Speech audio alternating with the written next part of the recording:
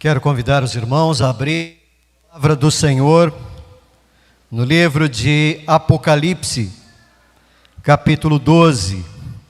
Apocalipse, capítulo 12. Faremos inicialmente a leitura de todo este capítulo de Apocalipse. Apocalipse, capítulo 12. Assim diz a palavra do Senhor. Viu-se grande sinal no céu, uma mulher vestida do sol, com a lua debaixo dos pés e uma coroa de 12 estrelas na cabeça. A mulher estava grávida e gritava com dores de parto, sofrendo tormentos para dar à luz. Viu-se também outro sinal no céu, e eis um dragão grande, vermelho, com 7 cabeças e 10 chifres, e nas cabeças 7 diademas. Sua cauda arrastou a terça parte das estrelas do céu, as quais lançou para a terra. E o dragão se deteve diante da mulher que estava para dar à luz, a fim de devorar o filho dela quando nascesse. Ela deu à luz um filho homem, que há de governar todas as nações com cetro de ferro. E o filho da mulher foi arrebatado para junto de Deus e do seu trono. A mulher, porém, fugiu para o deserto, onde Deus lhe havia preparado um lugar para que nele a susterem durante 1260 dias. Então estourou a guerra no céu. Miguel e os seus anjos lutaram contra o dragão. Também o dragão e os seus anjos lutaram, mas não conseguiram sair vitoriosos, e não havia mais lugar para eles no céu. E foi expulso o grande dragão, a antiga serpente, que se chama Diabo e Satanás, o sedutor de todo o mundo. Ele foi atirado para a terra, e com ele os seus anjos. Então ouvi uma voz forte no céu, proclamando: agora veio a salvação, o poder, o reino do nosso Deus, e a autoridade do seu Cristo, pois foi expulso o acusador de nossos irmãos, o mesmo que os acusa de dia e de noite diante do nosso Deus. Eles o venceram por causa do sangue do Cordeiro e por causa da palavra do testemunho que deram, e mesmo diante da morte não amaram a própria vida. Por isso, alegrem-se, ó céus, e vocês que neles habitam, ai da terra e do mar, pois o diabo desceu até vocês cheio de fúria, sabendo que pouco tempo lhe resta. Quando o dragão viu que tinha sido atirado para a terra, perseguiu a mulher que tinha dado à luz o filho homem, mas foram dadas à mulher as 2 asas da grande águia, para que voasse para o deserto, para o seu lugar, aí onde é sustentada durante um tempo, tempos e metade de um tempo, fora do alcance da serpente. Então a serpente lançou a boca água como um rio. Então a serpente lançou da boca água como um rio atrás da mulher, a fim de fazer com que ela fosse arrastada pelas águas. A terra, porém, socorreu a mulher, abriu a sua boca e engoliu o rio que o dragão tinha lançado de sua boca. O dragão ficou irado com a mulher e foi travar guerra com o restante da descendência dela, ou seja, os que guardam os mandamentos de Deus e têm o testemunho de Jesus. E o dragão se pôs em pé sobre a areia do mar. Nós vamos orar mais uma vez, meus irmãos. Senhor nosso Deus, estamos mais uma vez diante da Tua palavra e reconhecemos, ó Deus, as nossas limitações. Desejamos ouvir a Tua palavra, a Tua voz, por isso rogamos a Deus o esclarecimento que vem de Ti mesmo, por meio do Teu Santo Espírito. Dá-nos, ó Deus, fidelidade na exposição, clareza e compreensão, ó Deus, da Tua bendita, preciosa e poderosa palavra. Assim oramos, no nome do Senhor Jesus. Amém. Meus irmãos, o livro de Apocalipse é um livro que foi escrito com o propósito de encorajar a igreja. Encorajar a igreja no meio das perseguições. Encorajar a igreja diante dos desafios em razão das perseguições movidas por Satanás e por seus aliados. Ao contrário do que pode parecer para alguns, apesar das figuras e símbolos, este livro fala sobre a realidade. Então nós precisamos estar atentos e não nos impressionarmos tanto com as figuras, com os símbolos, com elementos que muitas vezes podem trazer a nós alguma estranheza, porque Apocalipse fala a respeito da realidade. A realidade verdadeira é aquela que está além do que nós podemos ver. Porque a verdadeira realidade, meus irmãos, ela somente é conhecida a partir da perspectiva do céu, a partir da perspectiva do trono de Deus. O que quer que aconteça neste mundo, nós somos lembrados em Apocalipse que é o Senhor, Deus Todo-Poderoso, quem governa e domina sobre todas as coisas, conduzindo a história. Neste livro, o Senhor Jesus Cristo ele é apresentado como o Alfa e o Ômega, aquele que é, que era e que há de vir. Ele é o Cordeiro de Deus, ressurreto, que venceu a morte e com o seu sangue comprou para Deus os que procedem de toda tribo, povo, língua e nação. Portanto, o livro de Apocalipse é um livro que possui uma linguagem, num primeiro momento, difícil para nós, mas uma linguagem profunda, verdadeira e absolutamente necessária para a nossa vida como igreja de Jesus Cristo neste mundo. O livro de Apocalipse, ele possui, entre outras coisas, diversos paradoxos, contrapontos e falsificações. O que são paradoxos? Paradoxos são afirmações igualmente verdadeiras. Duas afirmações que são verdadeiras a respeito de uma verdade. Os contrapontos são afirmações que representam contrastes de ideias. E as falsificações são afirmações que buscam fazer a mentira se passar ou tentar se passar por verdade. Então, em Apocalipse nós temos esses três elementos: paradoxos, contratempos e falsificações. A mensagem de hoje, meus irmãos, ela é praticamente um estudo bíblico, porque, embora o nosso texto básico seja aqui o capítulo 12 de Apocalipse, nós vamos considerar o contexto mais amplo de Apocalipse e entender a nossa leitura a partir dessa visão mais panorâmica de Apocalipse. O nosso texto básico é o capítulo 12, mas não é necessariamente uma exposição do capítulo 12, é a partir desse capítulo que nós vamos olhar um contexto maior dentro de Apocalipse, e inclusive vamos avançar para o capítulo 13. Por isso, se a nossa mensagem se alongar, os irmãos entendem que trata-se de um sermão aqui um pouco mais panorâmico, se é que a gente pode falar dessa forma. O título da nossa mensagem é a verdadeira realidade a partir de paradoxos, contratempos e falsificações. E o primeiro ponto que nós queremos ver é justamente esse.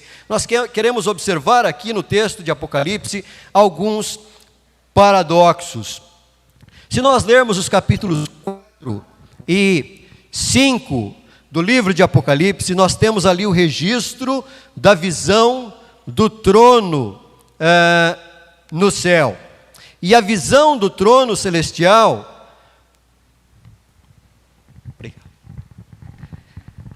Então nós temos a visão do trono celestial e a verdadeira realidade está presente neste trono.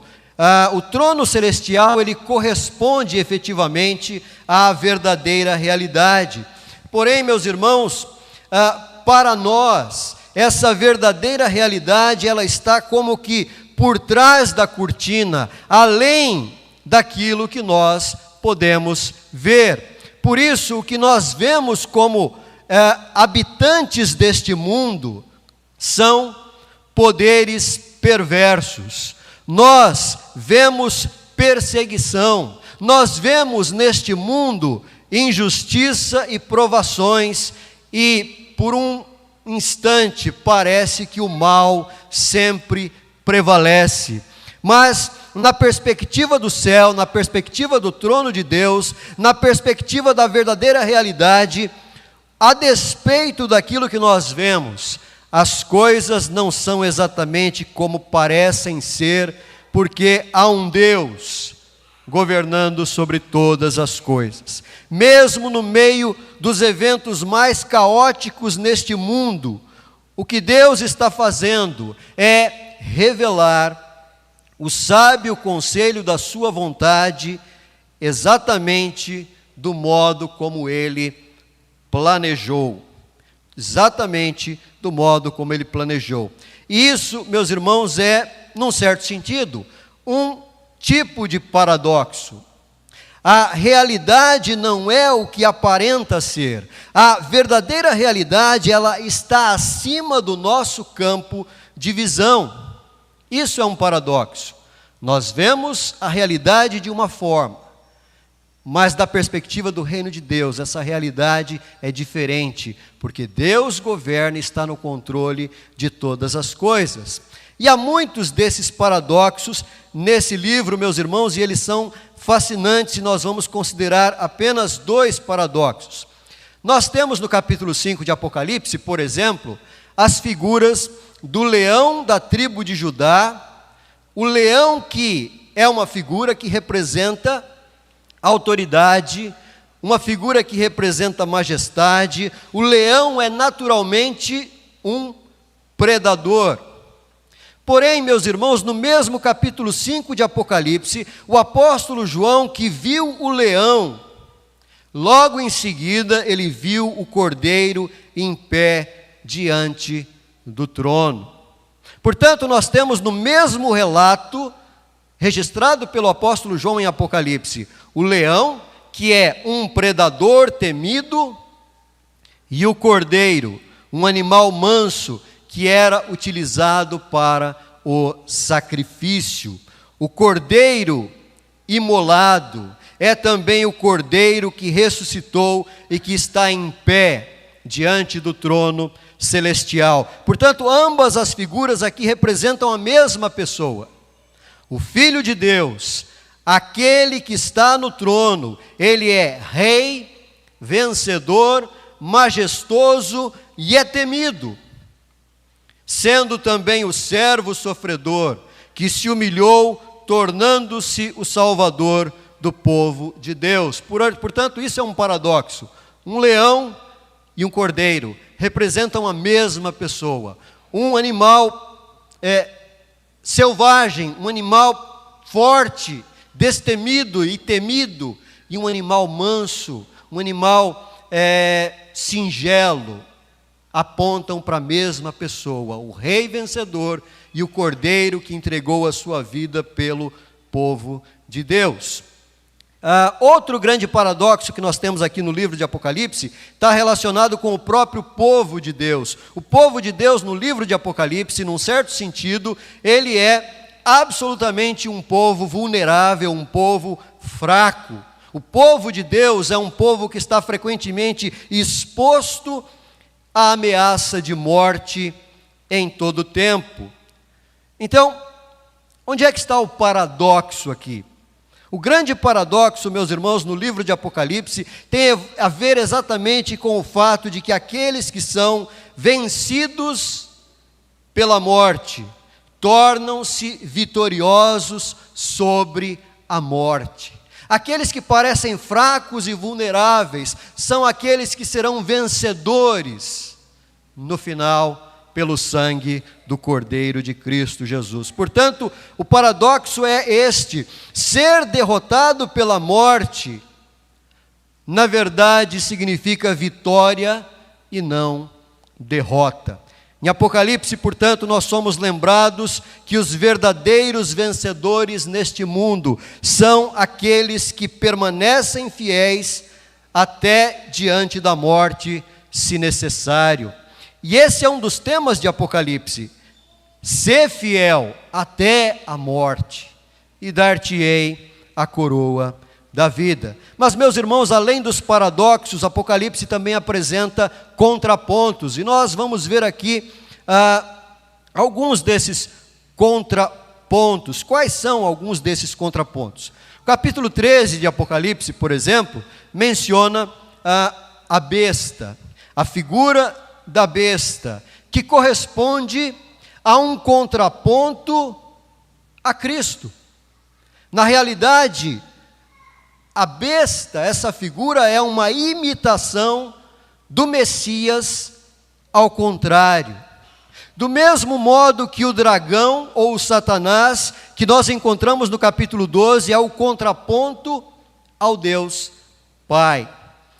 E o falso profeta que aparece na segunda metade do capítulo 13 de Apocalipse é o contraponto ao Espírito Santo. Desde a eternidade, Satanás deseja ser igual a Deus, e por isso mesmo ele tenta imitar Deus. Porém, ele imita a Deus, ou ele tenta imitar a Deus de uma forma corrompida, uma forma que é voltada para o mal. Um outro contraponto no livro de Apocalipse é a própria marca da besta. A marca da besta que aparece no final do capítulo 13. A marca da besta é um contraponto ao selo do verdadeiro Deus, o qual ele confere aos seus servos no capítulo 14 de Apocalipse. A grande meretriz que aparece lá no capítulo 17 de Apocalipse corresponde a uma imitação ao contrário da noiva do Cordeiro que aparece no capítulo 19. A Babilônia, que representa a cidade dos homens, a cidade do pecado, é o contraponto à Nova Jerusalém, a cidade de Deus, a cidade santa e celestial. Portanto, através de todo o livro de Apocalipse, nós encontramos estes contrapontos, e eles são absolutamente significativos, vistos dessa perspectiva como contrastes, porque eles parecem ser algo, porém não são nada de fato. São somente aparência. São, para usar um termo popular da nossa época, fake news. É desinformação. Essas figuras são desinformação para confundir e manipular as pessoas, inclusive os eleitos, se possível. Portanto, os contrapontos aqui à verdade de Deus tentam se apresentar como indicadores do modo como as coisas são, porém estes contrapontos, por natureza, indicam exatamente como as coisas não são verdadeiramente. As coisas que parecem ser, ou seja, as coisas aparentes, na verdade, elas são o quê? Elas são falsificações. E essas falsificações, elas têm, como nós já antecipamos aqui, o objetivo de confundir para tentar fazer a mentira parecer verdade. A primeira coisa que não podemos esquecer é que o livro de Apocalipse, ele foi escrito originalmente para pessoas que viveram no primeiro século da era cristã.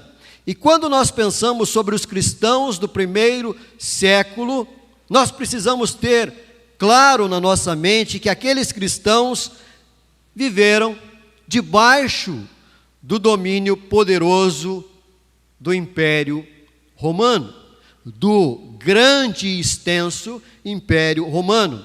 E a história de Roma é a história de uma república, uma gloriosa república, que acabou se tornando em um império caracterizado por uma diversidade de vícios.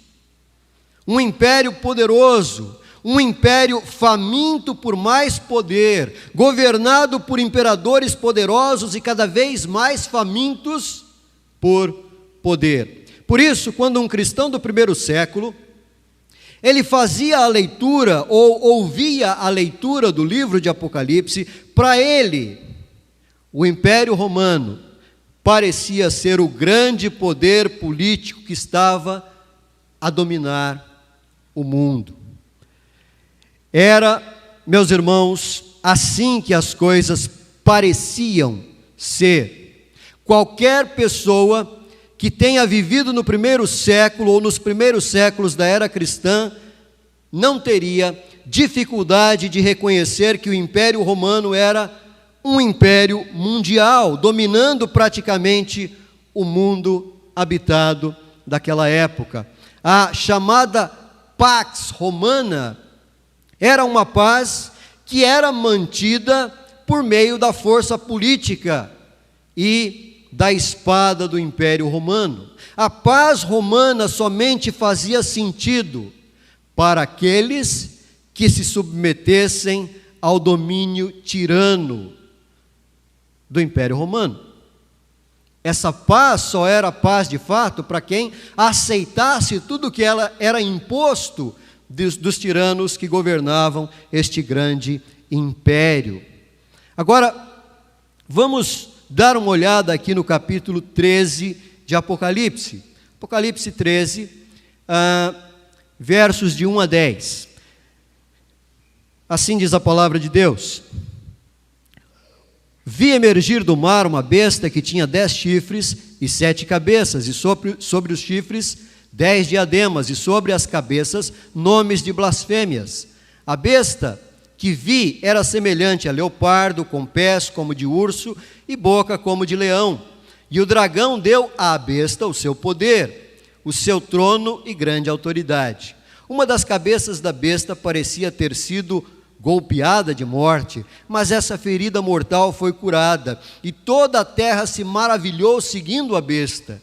Adoraram o dragão, porque deu a sua autoridade à besta. Também adoraram a besta, dizendo: quem é semelhante à besta? Quem pode lutar contra ela? Foi-lhe dada uma boca que proferia arrogâncias e blasfêmias. Foi-lhe dada autoridade para agir durante 42 meses. A besta abriu a boca em blasfêmias contra Deus, para lhe difamar o nome e difamar o tabernáculo, a saber, os que habitam no céu. Foi-lhe permitido também que lutasse contra os santos e os vencesse. Foi-lhe dada ainda autoridade sobre cada tribo, povo, língua e nação, e ela será adorada por todos os que habitam sobre a terra, aqueles que desde a fundação do mundo não tiveram os seus nomes escritos no livro da vida do Cordeiro que foi morto. Se alguém tem ouvidos, ouça.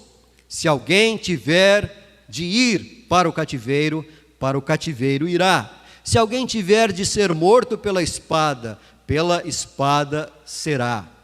Aqui está a perseverança e a fidelidade dos santos. Veja, meus irmãos, que o capítulo 13, ele corresponde aos desdobramentos do relato do capítulo 12, no qual nós temos ali o relato de uma guerra espiritual, na qual o dragão procura atacar o filho da mulher, e não conseguindo, o que é que esse dragão faz?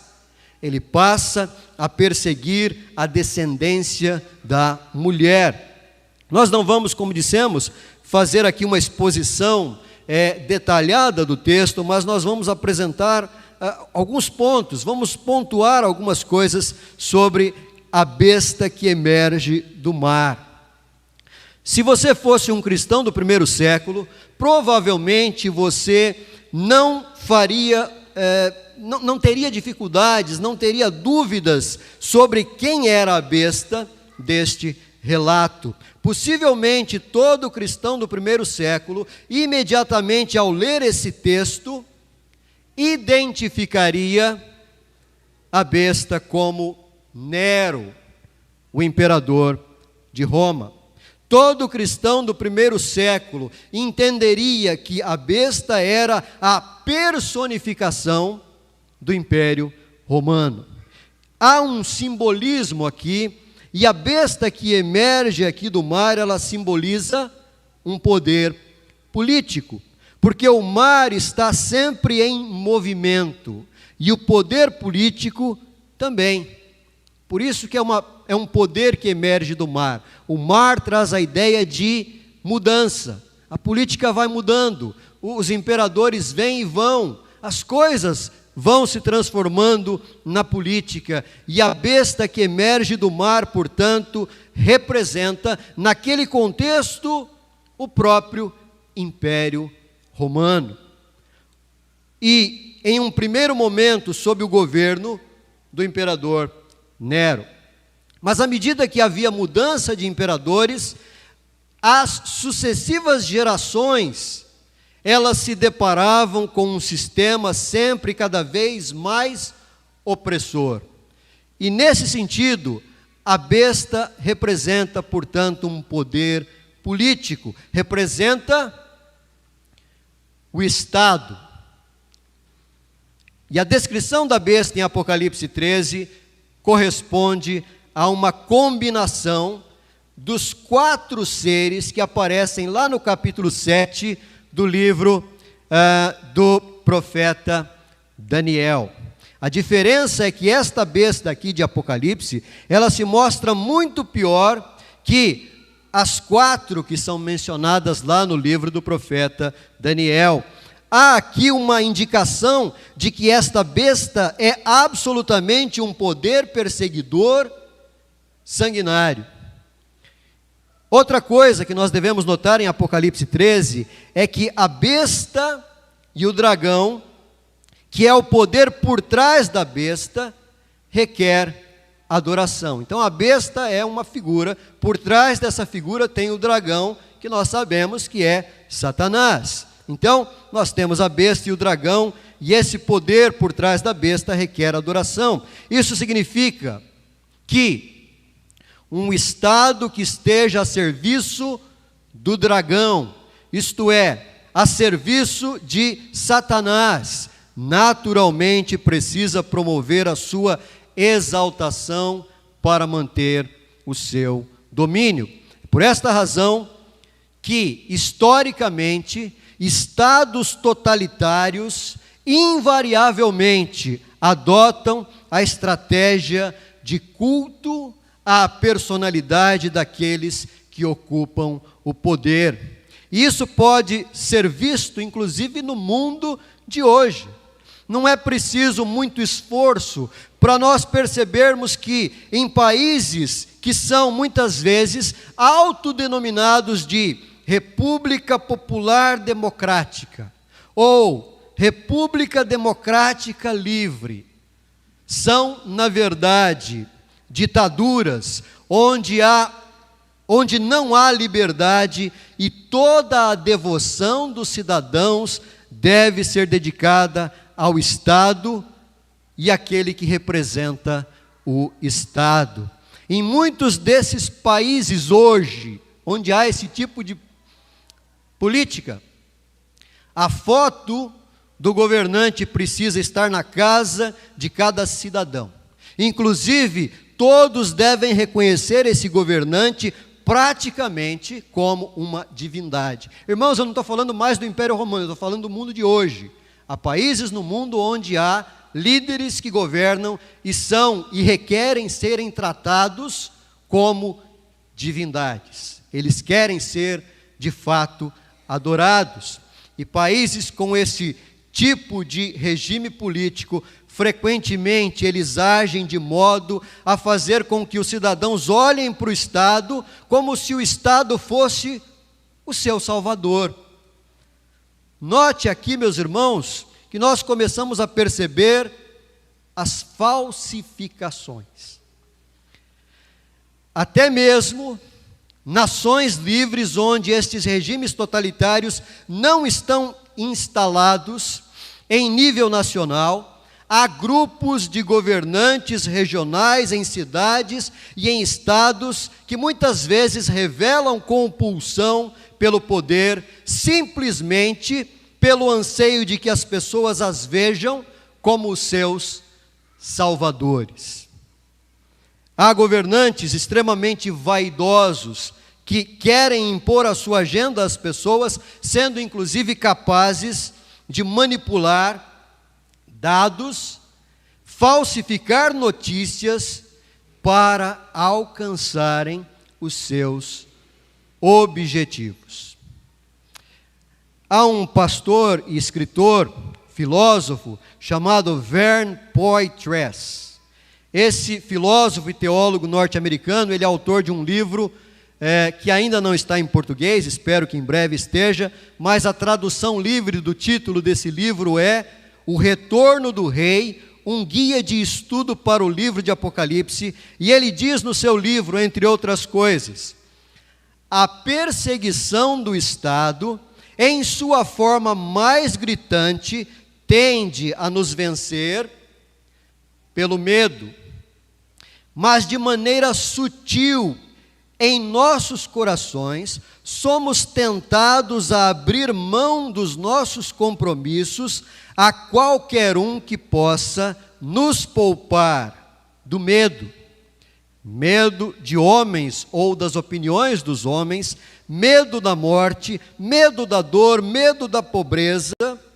Portanto, essa figura da idolatria tem uma aplicação universal.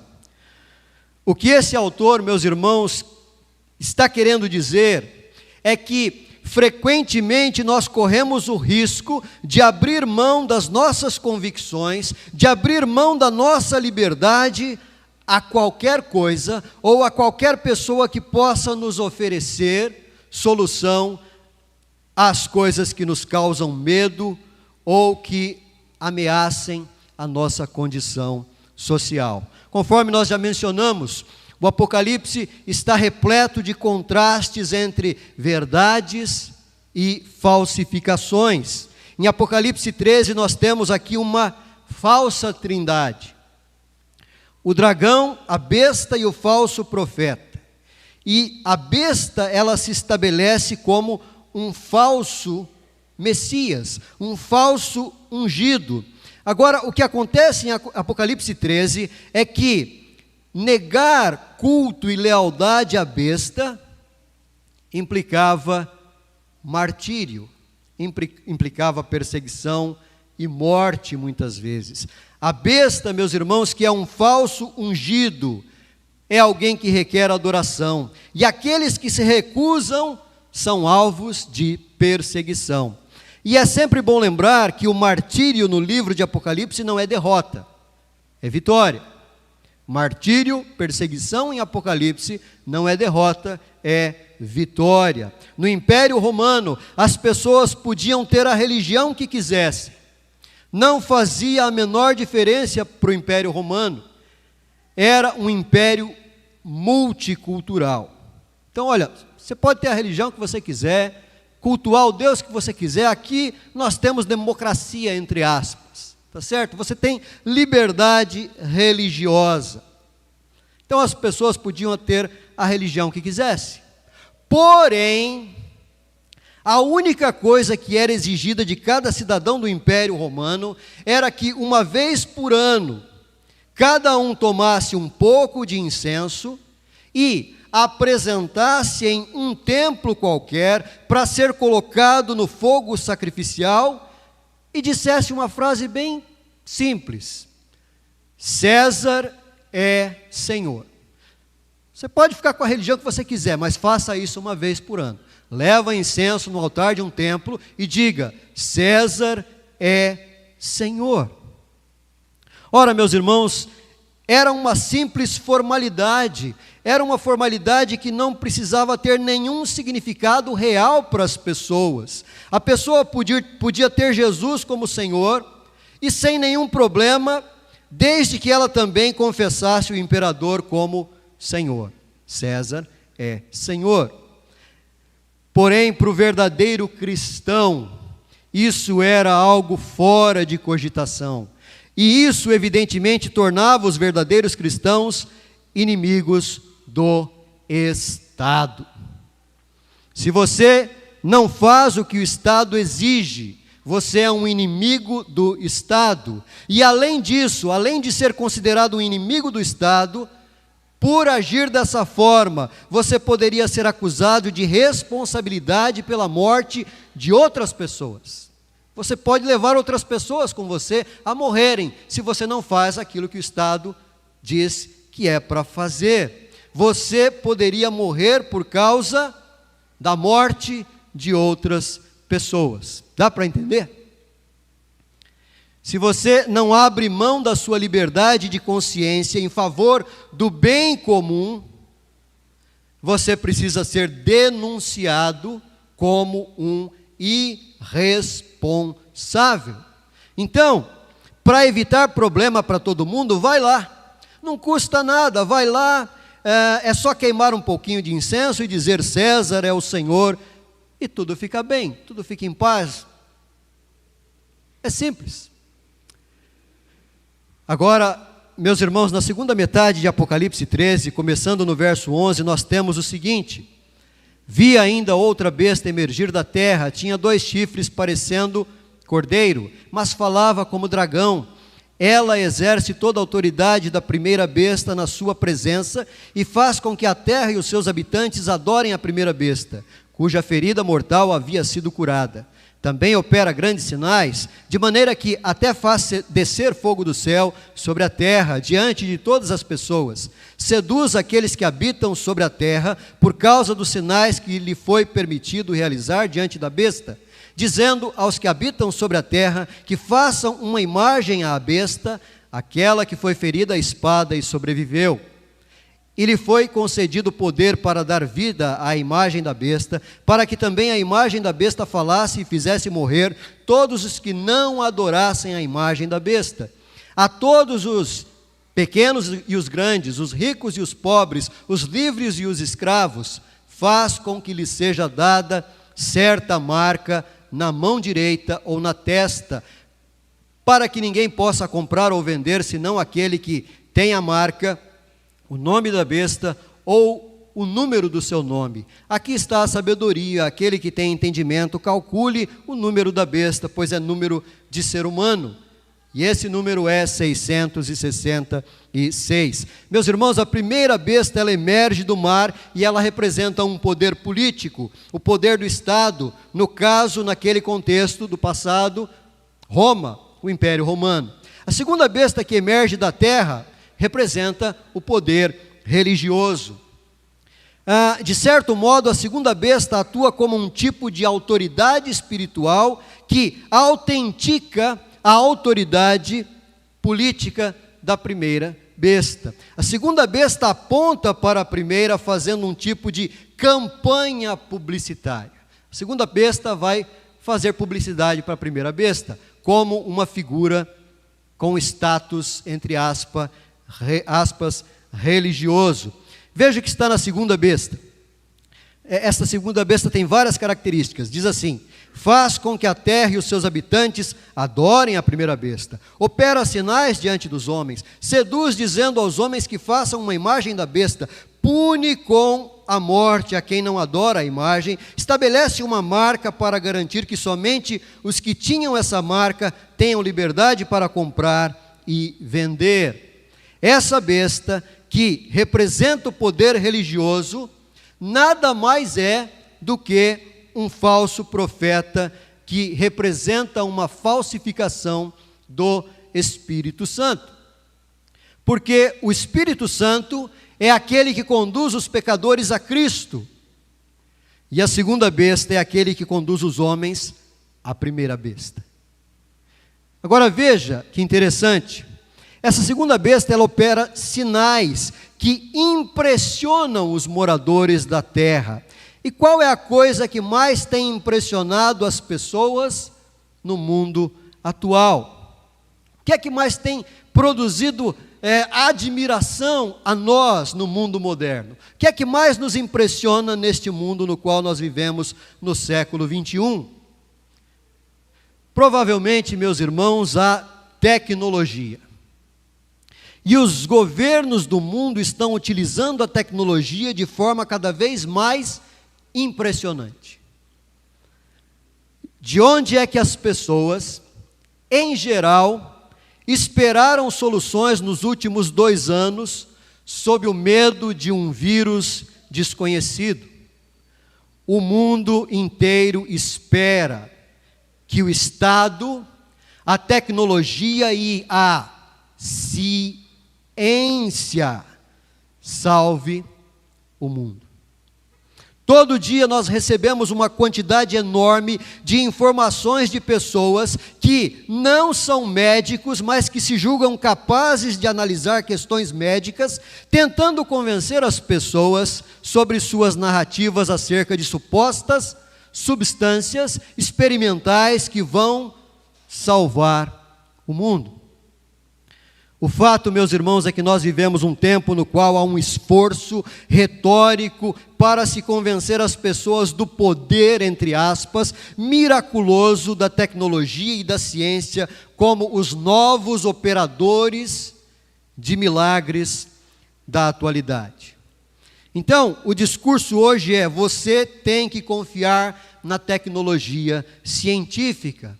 Se você duvida da ciência, você é alguém que ainda está na idade das trevas, na Idade Média. Você é praticamente alguém que comete um sacrilégio quando você não confia na ciência. O termo ciência passou a ser um tipo de palavra sagrada que não pode mais ser questionada. E o texto, meus irmãos, fala-nos aqui sobre uma marca. A marca aqui tem um elemento simbólico. A marca na pecuária, representa o selo para identificar a quem uma ovelha pertencia. No contexto de uma sociedade cuja base da economia era predominantemente agropecuária, essa figura aqui da marca da besta, ela aponta para o fato de que aquele que possui a marca pertence àquele que é dono da marca, e isso significa alienação.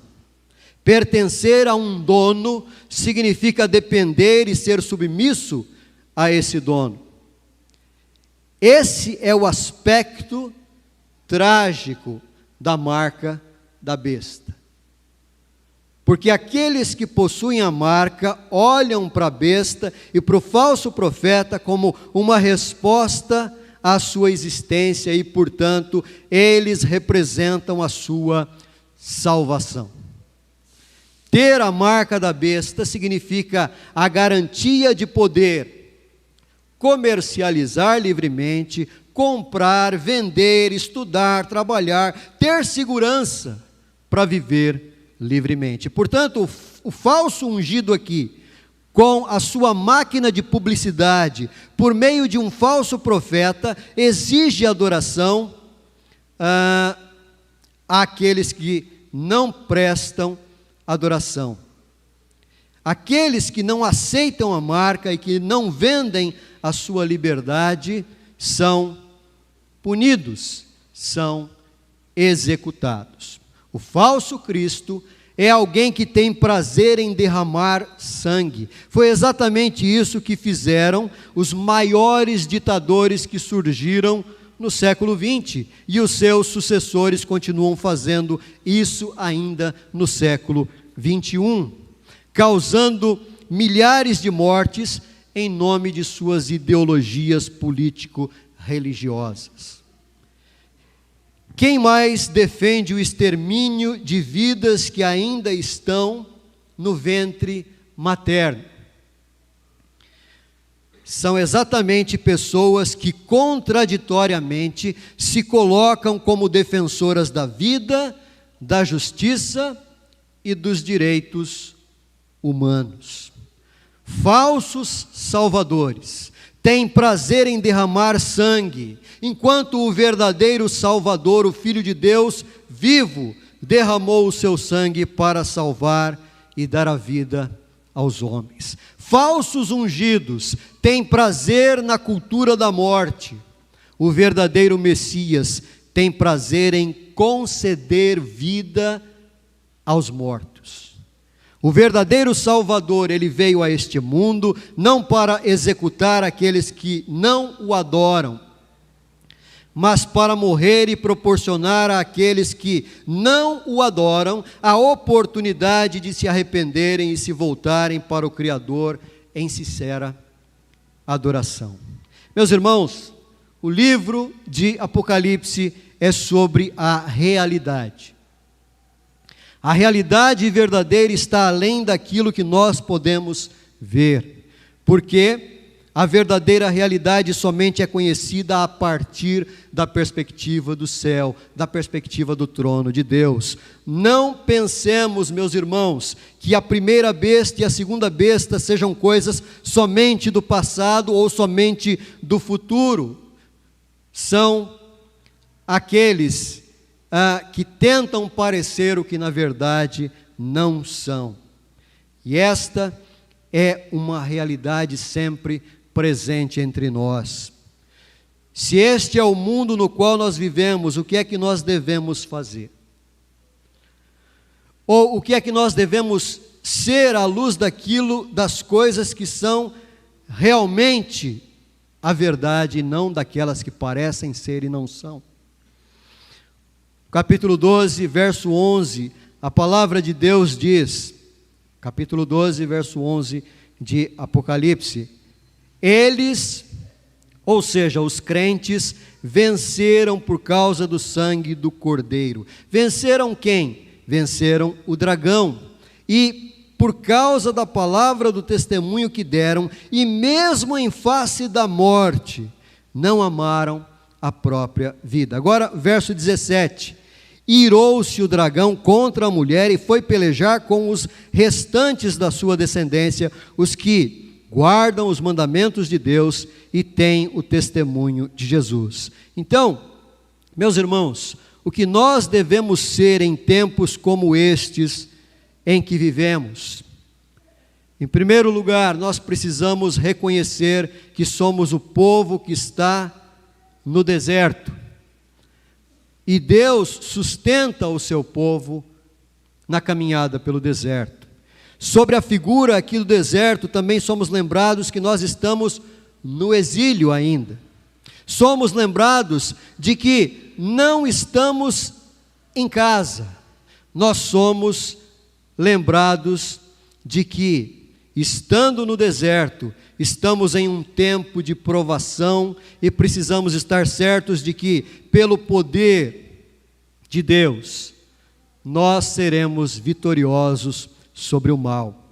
De que maneira nós podemos vencer o mal? Através do sangue do Cordeiro, que nos faz permanecer firmes no Evangelho e em suas promessas.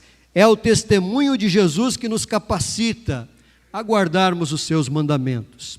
Quando nós olhamos para o mundo ao nosso redor, pode parecer que a besta esteja vencendo.